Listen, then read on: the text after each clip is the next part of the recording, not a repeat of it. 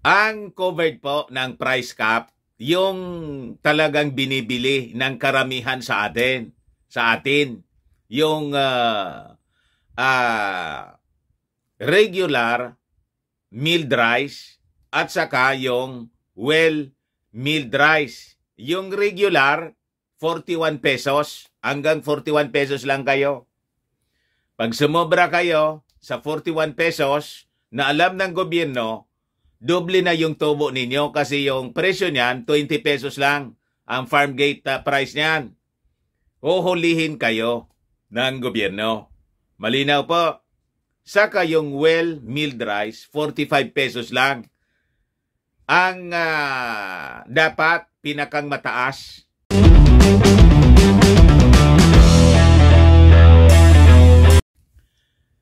Binanata na naman po mga kababayan ni Senator Risa Hontiveros yung ating Pangulong Bongbong Marcos dito sa imposition ng price selling sa presyo ng bigas. Trabahong tamada.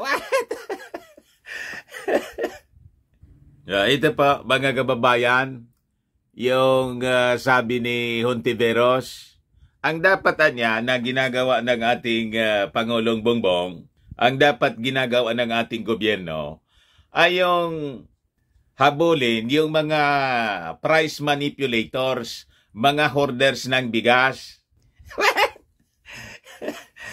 Itong si Risa Hontiveros, kayo yata yung tamad magbasa ng balita.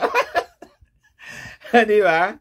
Kasi, Risa, yun na mismo yung ginagawa ng ating gobyerno. O, ito yung balita ngayon, Crackdown set on grains cartels, sabi sa balita, published by Daily Tribune. Pagkatapos, sasabihan mo na trabahong tamad, kayo po yata yung tamad magbasa ng balita before kayo na magpaabot ng reaksyon. Ayan tuloy, nagmumukhang ignorante kayo. O talagang sinasadya siguro, mga kababayan ni Risa, na huwag magbasa ng kung ano yung mga actions na ginagawa ng ating gobyerno. Kasi pag magbasa siya, wala na siyang issue. Di ba? Or possibly, gusto lang niyang sumakay.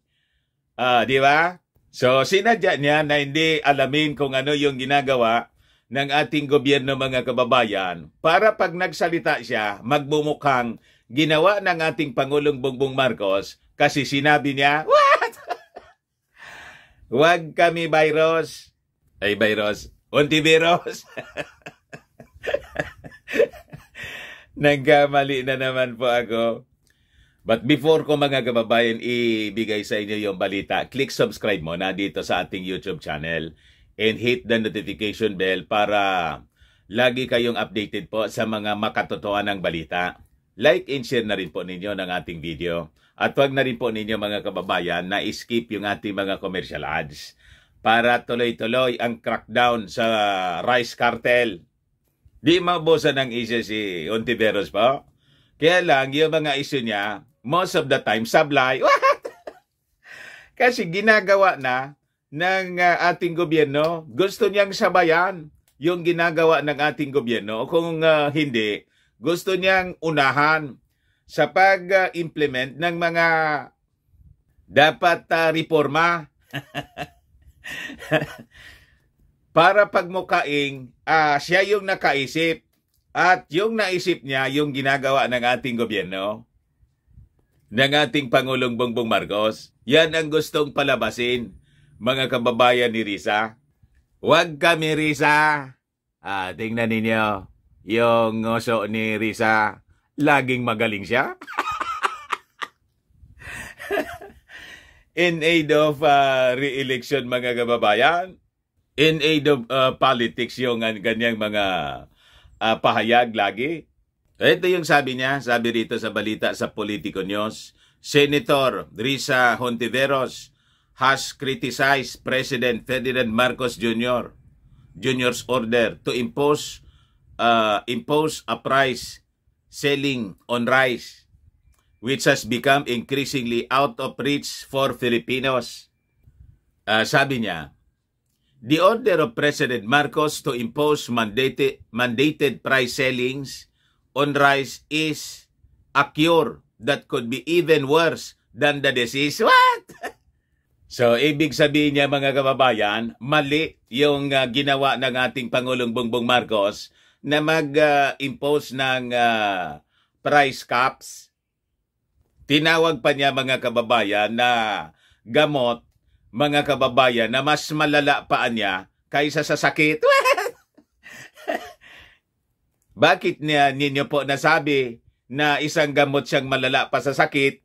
Ano paliwanag po ninyo? Wala man kayong paliwanag. Unang-una, yung price cap na 41 pesos sa regular milled rice at saka 45 pesos para sa well-milled rice, may tubo pa nga na dublado yung mga negosyante ng bigas. Ang ginagawa ngayon ng mga negosyante, gusto nila na tumubo ng triple. So pinag-aralan ito ng mga economic managers ng ating Pangulong Bongbong Marcos. And in fact, ang dumoble yung tubo mo, masasabi pa nga natin na masyadong kalabisan. Di ba? Dapat nga, mga 37 pesos lang yung presyo ng bigas. Kasi yung farm gate price niya, nasa 20 pesos lang to 23 pesos. So, paano nyo nasabi na it's a cure worse than the disease? Sa totoo lang, kayo yata yung tamad na magbasa at mag-aral. Madaling sabi, pabida lang yata yung mga sinasabi ninyo. Pabida naman talaga niya, Mr. Maravillas yan lagi. Diba? Sabi niya rito, the decision sounded like a result of a political operation by Malacanang according to the opposition senator. Kayo po ang politika ng politika. Walang rason na mamulitika pa yung ating Pangulong Bongbong Marcos kasi wala na siyang posisyon na kailangan pang takbuhan kasi Pangulo na siya. Walang re-election sa Pangulo. So hindi niya kailangang mamulitika. Di ba? Ang sigurado po na namumulitika yung mga nag-ambisyon na tumakbo sa higher position in 2028. Tama, Risa? At this early, pabida na po.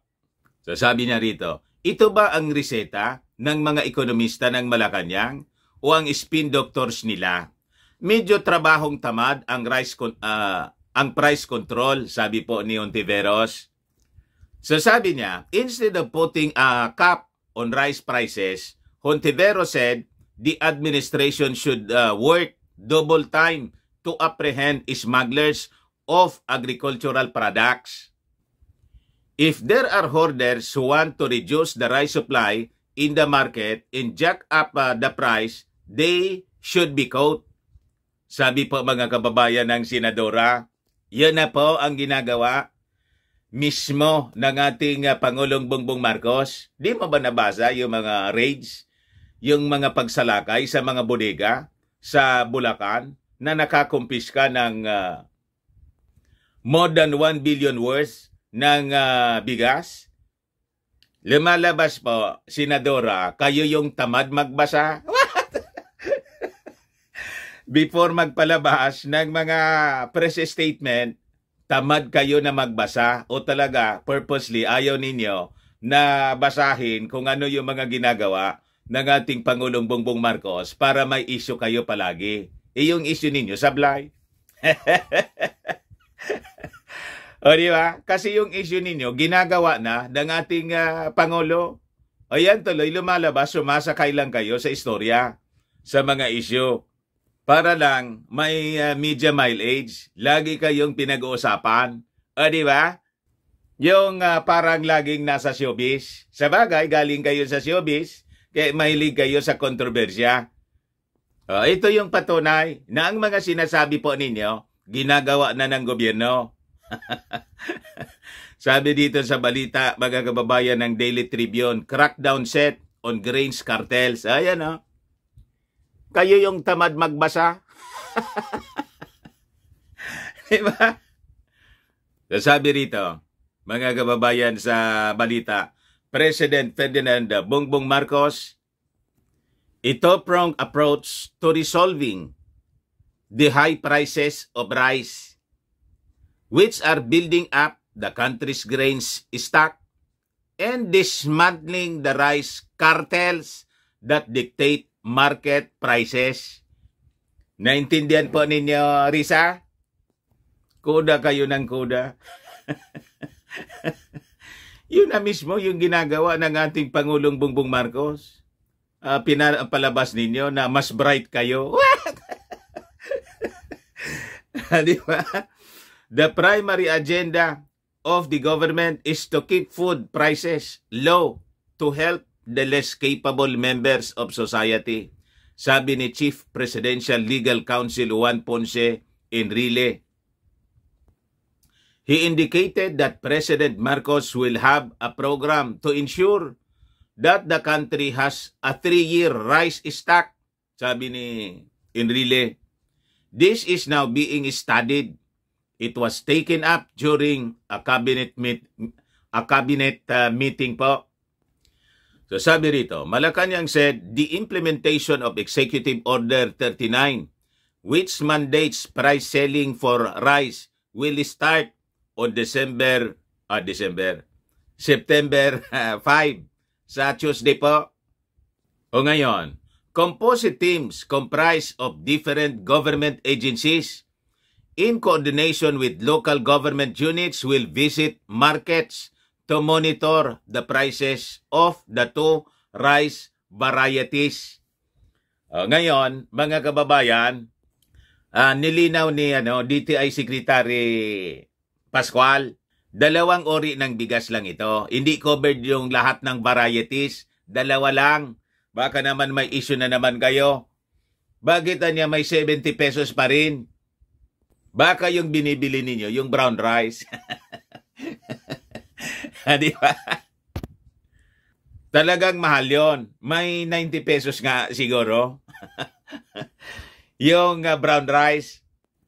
Ang covered po ng price cap, yung talagang binibili ng karamihan sa atin.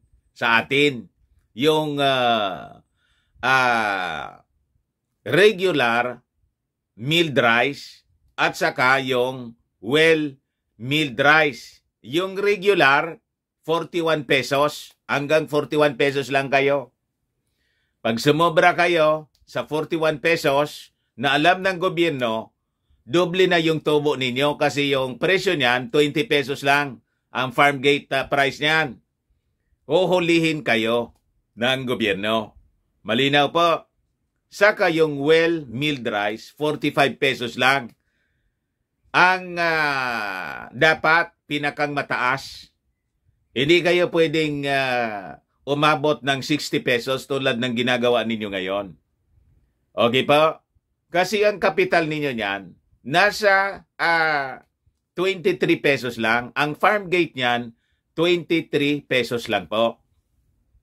Kasi malamang sa Tuesday po, pag inimposito ng ating gobyerno, may magsasabi na naman, may 70 pesos pa niya. Tingnan ninyo kung well-milled rice yan. Di ba? So sabi dito, Enrile said, the recent palace moves were meant to seek a scientific approach to rice price dilemma. Many think, anya, the rice problem is simple, but it is a very complex issue since the prices are being dictated by syndicates in the mafia in the industry. At itong sindikatong ito at mafia, most of this, mga Filipino-Chinese businessmen. You see? The rice supply, he said, is affected by hoarding, smuggling, overpricing, and other factors that are manipulated by certain groups. Ito anyang rice cartels at mga sindikato, sabi ni Enrile, ay mayroong strong connections. But the Marcos administration will confront them. The goal, according to Enrile, is to dismantle them. Yan sabi natin doon sa una nating video. Ipinag-utos na ng ating Pangulong Bongbong Marcos na durugin na ito pong sindikato ng mga smugglers at rice cartel na sabi ni Leocadio Sebastian, wala man na diyang cartel. Malamang influensyado ng cartel. Mga kababayan yung si Leocadio. Sabi ni Enrile mismo, ito ang patunay, mga kababayan, they have allies anya in the Bureau of Customs and the bureaucracy, and it involves huge money. Sabi po ni Enrile. Si Enrile pa, alam na alam ito ni Enrile kasi napakatagal na niya, mga kababayan, sa gobyerno. Imagine the population is now 120 million and every day you have to provide the rice to feed them. So the volume of money that goes into grains trading is huge. Matindi po ang isyong ito sa cartel ng bigas, mga kababayan. And the previous administrations po, wala man pong ginawa dito. Tapos ngayon, inaanapan ninyo ng trabaho si President Bongbong Marcos. Yung previous administrations, saan ba nagsimula yung problema sa bigas? Kung hindi sa panahon ni Curicong, until, mga kababayan, today, saan ba nagsimula yung pagtaas ng presyo ng bigas? Kasi po, nineglect yung sektor ng agrikultura kung hindi sa previous administration. Pagkatapos, gusto ninyong i-reverse ng ora-orada. In just 1 year, gusto ninyong i-cure ng ating Pangulong Bongbong Marcos. Nasaan ang hustisya? O, di ba? So sabi ni Enrile, he reiterated that the lucrative industry is now controlled by cartels, mafias, and syndicates. All of them are there. Enrile cited the case of Davidson Bangayan, alias David Tan, who was investigated in the Senate for rice smuggling, but no case was ever filed against him. Kita ninyo?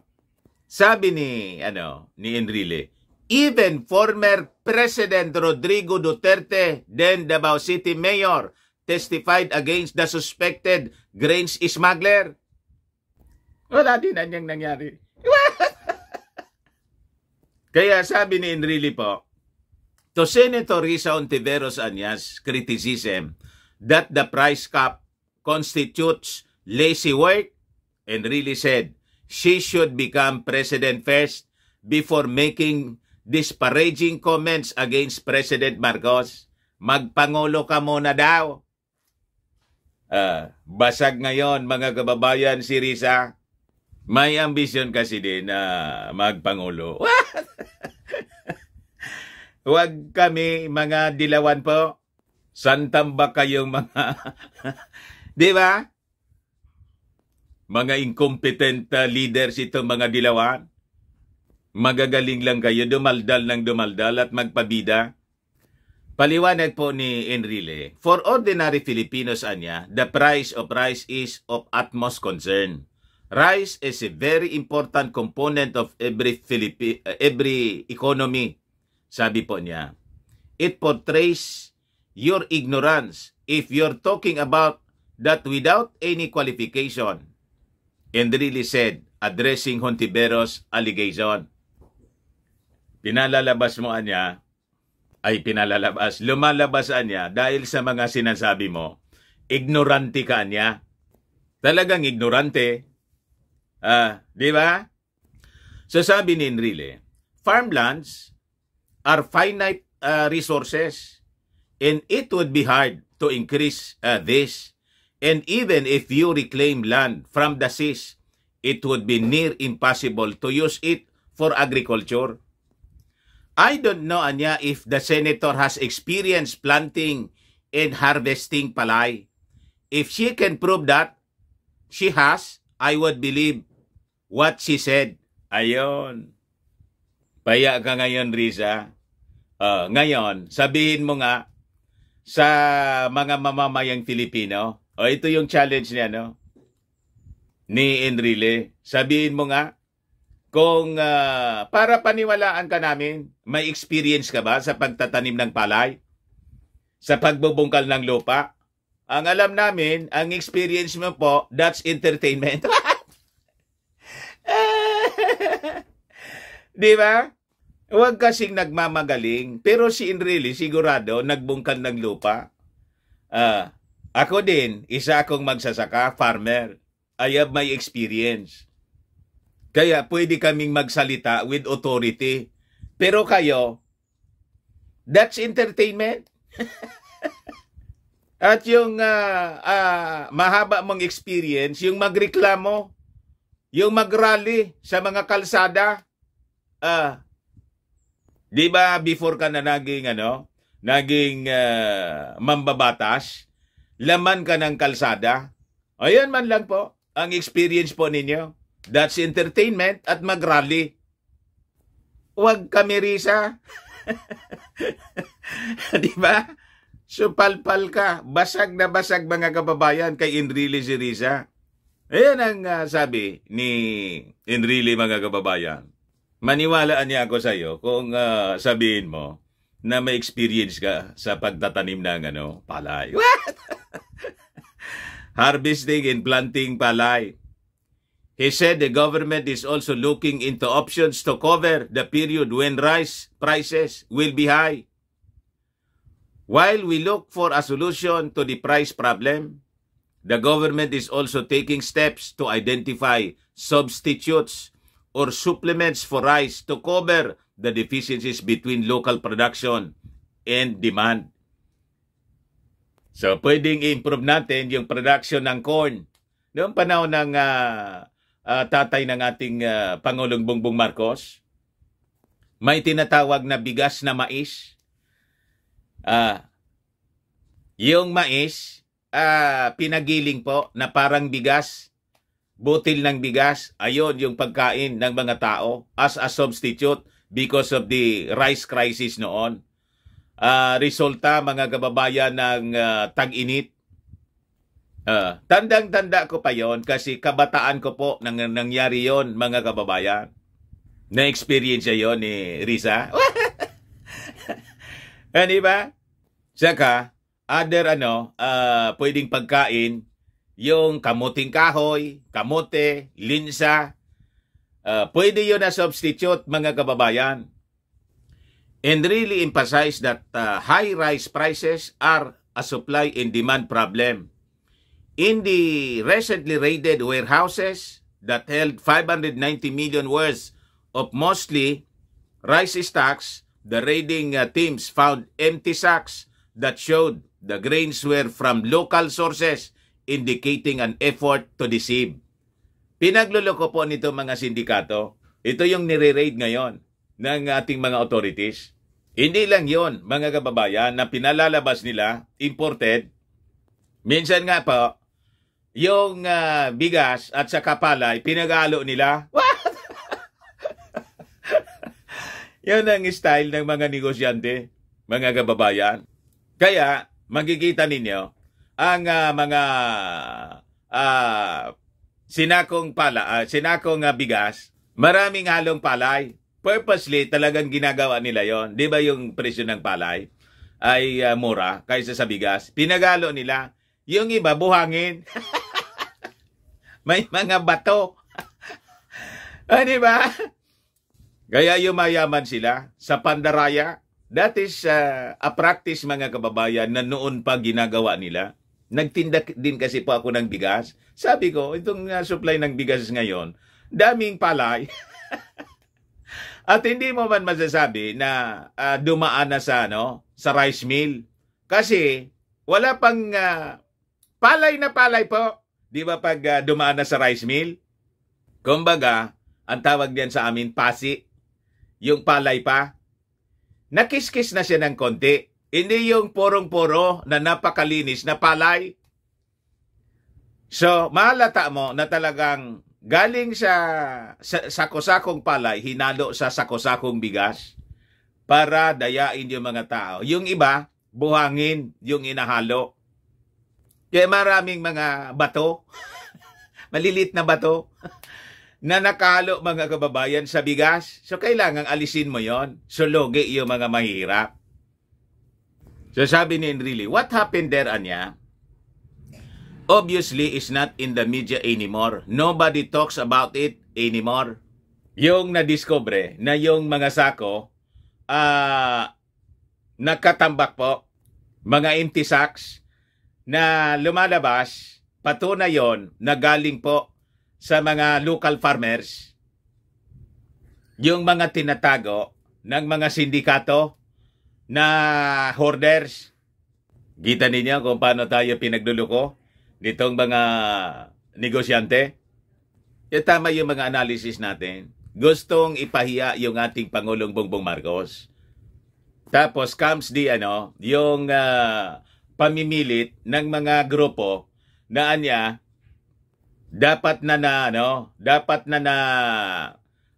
mag-appoint yung ating Pangulong Bongbong Marcos ng Permanent Secretary ng Department of Agriculture. Kasi target ng sindikato, pag may in-appoint, magre-recommend sila, mga influensyan, mga kababayan, kung sino ang dapat, yun ang i-operate nila. Yung ating Pangulong Bongbong kasi po, hindi nila masuhulan. Hindi niya tayo makabuelo dito sa Department of Agriculture kasi laging nakikita ng ating Pangulo. So gusto nila maglagay ng somebody as secretary ang ating Pangulong Bongbong Marcos para yun ang kanilang i-operate na suhulan. What? Maging kakampi ng mga cartel, rice smugglers. Hindi lang po kikibo. Ganon lang yung gagawin. Tapos dadaloy na yung limpak-limpak na salapi galing sa smuggling sa kanilang bangko. What? Kung hindi, personal na ihatid sa bahay, mga kababayan, para walang ebidensya. Di ba? Ito yung balita sa Philstar. DTI LGUs to mobilize rice price monitors. With the rice price caps ordered by President Marcos set to take effect September 5, the Department of Trade and Industry has announced plans to mobilize price monitors in coordination with other agencies to prevent price manipulation. Ginalit kasi ninyo yung ating Pangulong Bongbong Marcos. Sa nakalipas na isang taon, nakiusap lang muna, pati yung Speaker of the House, si Martin Romualdez, nakiusap lang muna sa inyong mga negosyante, magtulungan na tayo. Ayaw man ninyo magipagtulungan sa gobyerno. Gusto ninyo tumiba sa pamamagitan ng pandaraya, pananamantala sa pagmanipula ng presyo ng mga basic commodities. Di ba? O ngayon, gumagamit na ng kamay na bakal yung ating gobyerno. O di ba? Durog kayo ngayon. Kaya sabi natin, yung mga negosyante na reklamo ng reklamo ngayon, kung lugi kayo dahil sa price cap, umalis kayo dyan. Let the government handle it. O di yung gobyerno na direktang magbibenta through the National Food Authority, through di Kadiwa, yung gobyerno na mismo ang bibili galing sa mga farmers. O di ba? From the farmers, tulad ng ginagawa po ni Super Ate, pag may mga relief operations, may mga disasters, bumibili siya direkta, mga kababayan, doon sa mga farmers. Ayun ang pinamimigay niya, mga kababayan, doon sa mga affected families. O ngayon, di yun ang gawin ng ating gobyerno. Bawal na sa inyo kasi mga mapagsamantala kayo, pwede yun i-take over ng ating gobyerno, di ba? Sabi nga natin, yung mga mahuhuli dapat perpetual. Yung cancellation ng license nila na magnegosyo ng bigas, perpetual na. Habang panahon, habang buhay, hindi na kayo pwede mag-engage in rice trading sa negosyong ito. Yun ang dapat na asikasyon, Merisa, dyan sa Senado. Magpasa kayo ng batas na ganon. Tapos, death penalty sa mga rice cartel, smugglers, hoarder. Kasi economic sabotage ito. Death penalty. Pinapatay nila sa gutom yung mga mamamayang Filipino dahil sa kanilang kaswapangan. Sabi rito sa balita, amid concerns raised by certain sectors including farmers and rice retailers who said that they would lose money and stop selling rice, Socio-Economic Planning Secretary Arsenio Balisacan stressed that the price cap is meant to discourage hoarding and speculative price hikes. Sabi niya, the country niya has enough rice tax, stressing that the caps are temporary with the duration depending on food inflation movements. Temporary man lang siya. Pag tumaas kasi nag-speculate, minamanipula ng mga rice cartel, in place po yung price cap. Hanggang dito lang kayo. Pag sumobra ka niyan, kukumpiskay namin yung mga binibenta ninyong bigas. O ganun lang po. Pag sinasabi ninyo na malulugi kayo, di bitawan na ninyo yung magbenta ng bigas. Di ba? Hindi po pwede yung ganon. Kasi alam naman ng gobyerno kung magkano yung kapital ninyo sa pagbili per kilo ng bigas. Di ba? Huwag kami na pinagluluko ninyo. Di lumayas kayo sa negosyong yan. Anyway, yung mga engaged dyan po sa rice trading po, karamihan Filipino-Chinese, umuwi na kayo ng China. Di ba? Doon kayo mag-rice cartel sa bansa ninyo. Tingnan natin kung hindi kayo durugin ni Xi Jinping. What? Dito, nakapag-abuso kayo kasi democracy. Pero sa bansa ninyo, kaya nga umalis kayo sa bansa ninyo, hindi ninyo kaya yung communist policy, communist government, gusto ninyo magnegosyo, libre, etc. dito. Dito kayo ng abuso. Umuwi kayo doon. Tingnan natin kung di kayo durugin ni Xi Jinping. Ito man lang po, mga kababayan, baka lang gusto ninyo itong itry. Firmax Firming and Lifting Cream, pinapahid po sa mga pulses and affected area.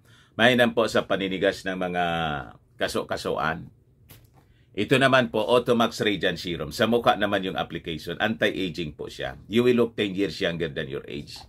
Sa mga cancer patients naman po, baka lang gusto ninyo itong itry. Nengxia Red Mix Fruit Drink. Hindi man po siya gamot, food supplement siya. Kaya lang, gawa siya mga kababayan sa goji berry. Yung goji berry may anti-cancer properties. O yung mga inquiries rin nyo, dumiritso na lang kayo sa aming messenger sa Facebook para masagot namin agad. Ayos, ako po si Dante Maravillas. Bye-bye po. God bless.